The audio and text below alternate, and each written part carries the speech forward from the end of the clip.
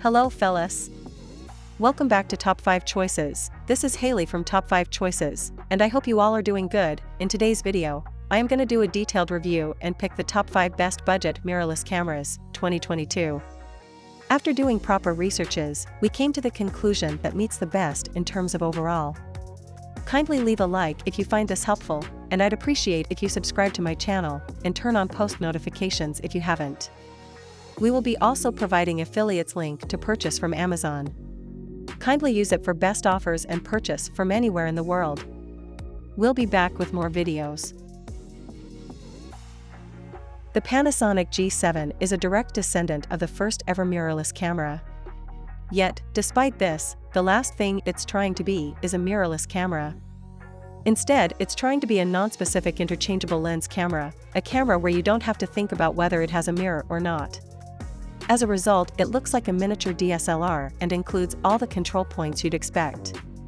In fact, it includes all the control points you'd expect from a mid-range DSLR, including twin control dials as well as plenty of buttons and switches. However, because it is a mirrorless camera, it is able to make good use of its fully articulated, touch-sensitive screen. The specifications are pretty solid, too.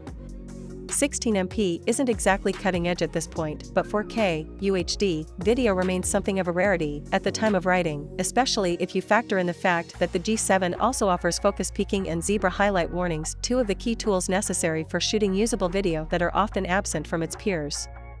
The G7 also tries to turn its video capability into a plus for people with no intention of shooting video. The latest iteration of Panasonic's 4K photo mode includes the option to constantly record 1-second chunks of video that are written to the memory card the moment you hit the shutter button.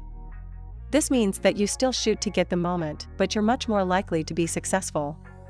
The design of the G7 suggests Panasonic is hoping to attract would-be DSLR buyers, but the level of direct control also makes it competitive with the likes of Sony's A6000, which also offers a built-in viewfinder and reasonable degree of direct control, Olympus's EM10 or Fujifilm's X-T10. This means it represents something of a bargain for users who want this additional control but risks intimidating the first-time ILC shooter. The Panasonic isn't, perhaps, the prettiest option in this company, but is the best specified if video and stills are taken into account.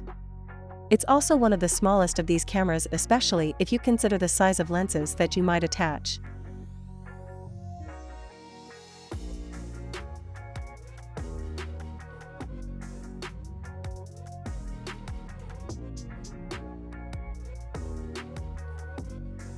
The Olympus OMD EM10 Mark IV is the entry-level model in the company's DSLR-style lineup of micro Four Thirds cameras. The pen models, such as the EPL10, are rangefinder style. It's a step up from the beginner-focused EPL series, offering more controls, better build quality and a broader feature set. It sports a 20MP 4/3 sensor, in-body image stabilization, flip-down touchscreen with a simple interface and 4K video capture. Olympus swapped out the tilting display on the EM10 III for one that flips down 180 degrees for taking selfies. Unfortunately, the downward tilting design means the display is either blocked by or potentially even fouled by both tripods and selfie sticks, so framing handheld is your only option. When the 3-inch, 1.04 million dot display is flipped down, the camera switches into a selfie mode, which puts virtual shutter release, movie capture and brightness, exposure comp buttons on the screen. There's also a button that turns on a 2-second self-timer that takes 3 photos in a row, and in auto mode, a new one-touch e-portrait button that yields artificially smoothed, plasticky-looking skin. A useful addition is USB charging, something that has been missing from lower-end Olympus cameras for far too long. It takes hours to fully charge the battery, but being able to top up on the road is a must-have these days. We wish Olympus still included an external charger. Olympus has also added a new Live View Boost mode that can make both focusing and framing in low-light conditions much easier. The EM10 III's Live View Boost function merely boosted viewfinder gain, but on the EM10 IV it can optionally reduce the frame rate significantly, as well. This allows a significantly brighter viewfinder image, at the expense of some jerkiness. Under a plastic door on the bottom of the camera you'll find the EM10 IV's battery and memory card compartment. The memory card slot supports high-speed UHS-2 cards, a pleasant surprise for a camera in this price range, and you can tell by how quickly it clears its buffer. The OMD EM10 IV uses the venerable BLS 50 lithium-ion battery. The CEPA estimate for battery life is 360 shots per charge using the LCD. Numbers with the viewfinder are not published, which is above average. In most situations you'll be able to take more photos than advertised, though frequent Wi-Fi use may cause the opposite. The G100 is a 20MP micro 4/3 mirrorless camera designed explicitly for vloggers and content creators. It features a tracking audio system that works in conjunction with the camera's face detection system and a flip-out screen that, by default, engages several easy-to-use modes. The most distinctive feature of the G100 is its directional audio modes. These offer a series of ways of using the camera's 3 built-in microphones, including technology licensed from Nokia's Ozio VR project. The microphones have a front, rear or surround pickup pattern, but also include a tracking mode that adjusts the mic response direction based on the camera's face detection system. The audio is adjusted to pick up audio from the direction of the recognized face, and to actively reduce the input from other directions, limiting background noise sources. In the camera's default auto mode, the camera will use tracking mode if there's a face present and surround mode if there isn't. The G100 doesn't include a physical image stabilization system, instead using an electronic EIS system in video mode that can work in sync with in-lens stabilization. This means lens-only IS when shooting stills, but with the option of 5-axis digital correction in 1080 mode and 4-axis stabilization when capturing 4K. Panasonic says the EIS system in the G100 uses the same sensors and algorithms as its physical systems, but selects the area of the sensor being used, rather than physically moving the sensor itself. This requires that the video gets cropped in. The G100 inherits a number of features from Panasonic's higher-end video cameras, including the 8-bit variant of the V-Log L gamma curve and the on-screen VU audio meters, to help with setting volume levels. The G100 also gains the ability to show framing guides for a variety of aspect ratios. These include 1:1 and 9:16, so you can shoot content for YouTube, but make sure that the action all takes place in a region that can be best cropped for Instagram. The G100 can also shoot vertical video, including all necessary metadata within the files to ensure they're played back in that orientation. The Nikon Z50 is the first-generation Z-mount DX mirrorless camera with an APS-C sensor.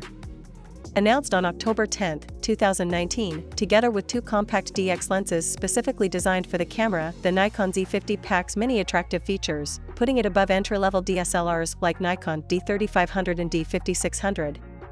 With its price point of $860 MSRP, it competes head-to-head with other mirrorless options on the market, such as the Sony A6400, Fuji X-T30, and Canon EOS M6 Mark II.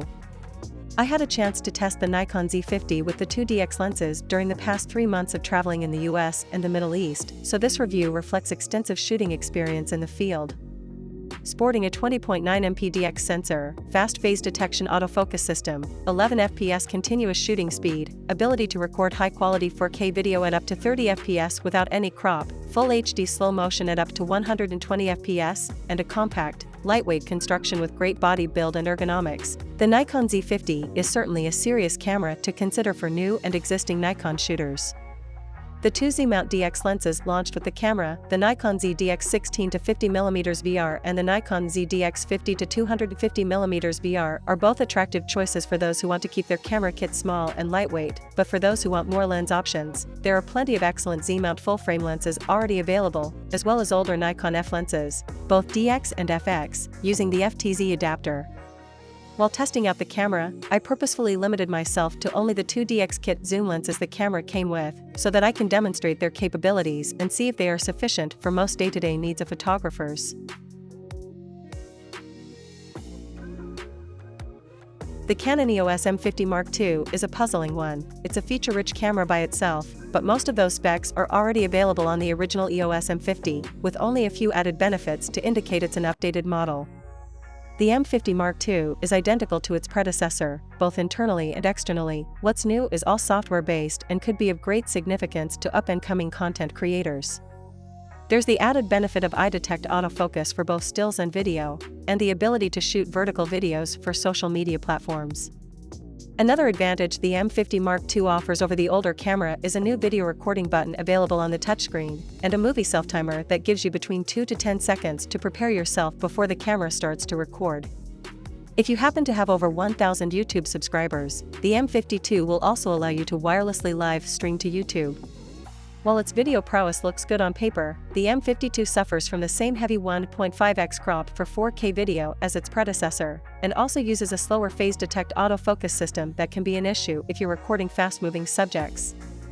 Although the camera's IAF isn't as fast as, say, the Canon EOS or 6, it is quite good for a camera that's been labeled as an entry-level model and works well for stills and 1080p video. It's a bit hit and miss while shooting in 4K.